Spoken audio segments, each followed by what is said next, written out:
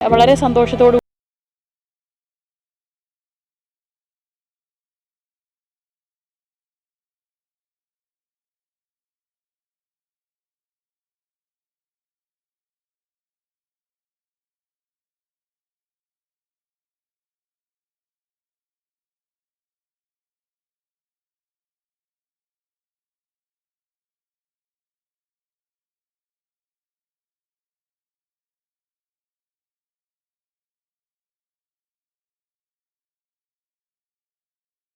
ഇരിക്കുകയാണ്. എല്ലാവർക്കും നമസ്കാരം. വളരെയധികം വേദനയോട് കൂടി തന്നെ ഞങ്ങൾ മറ്റൊരു വാർത്ത റിപ്പോർട്ട് ചെയ്യുന്നു.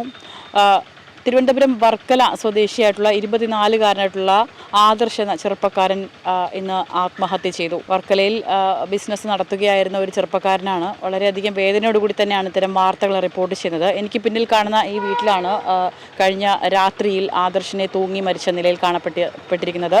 ഇപ്പോൾ പോലീസ് എത്തി ഇൻക്വസ്റ്റ് നടപടികളൊക്കെ തന്നെ പൂർത്തിയാക്കിയ ശേഷം മൃതദേഹം പോസ്റ്റ്മോർട്ടത്തിനായി കൊണ്ടുപോയിരിക്കുകയാണ്. അല്പസമയത്തിനകം തന്നെ വീട്ടിലെത്തി സംസ്കാര ചടങ്ങുകൾ നടക്കും. വർക്കല പുത്തൻചന്ത സ്വദേശിയായ ആദർശ് കഴിഞ്ഞ ദിവസം രാത്രിയാണ് വീട്ടിലെ കിടപ്പുമുറിയിൽ തൂങ്ങി മരിച്ചത്. പുത്തൻചന്തയിൽ അങ്ങാടി വ്യാപാരം നടത്തിയിരുന്ന അച്ഛനെ സഹായിക്കാനാണ് മെക്കാനിക് എഞ്ചിനീയറിംഗ് കഴിഞ്ഞ ആദർശിന് താൽപര്യം. ഇടയ്ക്കിടെ ചില വാക്കുതർക്കങ്ങൾ ഉണ്ടാകുന്നതൊഴികെ യാതൊരു പ്രശ്നങ്ങളും കുടുംബവുമായി ഉണ്ടായിരുന്നില്ല എന്നാണ് ബന്ധുക്കൾ പറയുന്നത്.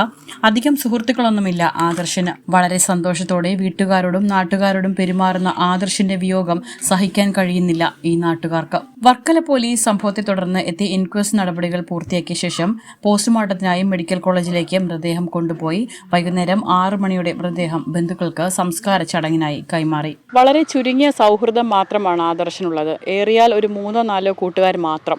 ഞങ്ങളിവിടെ വരുമ്പോൾ ഒരു സുഹൃത്ത് ഇതുപോലെ കണ്ണുനീരിൽ ശരിക്കും കരഞ്ഞുകൊണ്ട് തന്നെയാണ് ഞങ്ങളോട് പറഞ്ഞത്. അവൻ അത്തരത്തിലൊരു ആത്മഹത്യ ചെയ്യേണ്ട സാഹചര്യമൊന്നുമില്ല. കുടുംബ പശ്ചാത്തലമൊക്കെ തന്നെ വളരെ നല്ല രീതിയിൽ പോകുന്നു. ആരുമായിട്ടും യാതൊരു പ്രശ്നങ്ങളുമില്ല.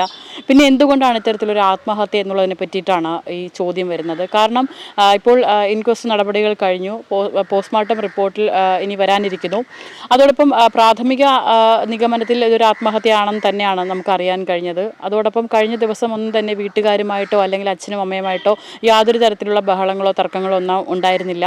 സിനിമ കാണാനായിട്ട് കഴിഞ്ഞ ദിവസം റിലീസായ എമ്പുരാൻ സിനിമ കാണാനായി വീട്ടുകാരുമൊത്ത് പോകണമെന്നൊക്കെ പ്ലാൻ ചെയ്തിട്ടുണ്ടായിരുന്നു. പക്ഷേ വളരെ സന്തോഷത്തോടു കൂടിയിട്ടിരുന്ന ഒരു കുട്ടിയാണ് ഇന്ന് നേരം വെളുത്തപ്പോൾ ശരിക്കും ഇപ്പോൾ ഈ ഭൂമുഖത്ത് നിന്നും ഇല്ലാതായിരിക്കുന്നത്.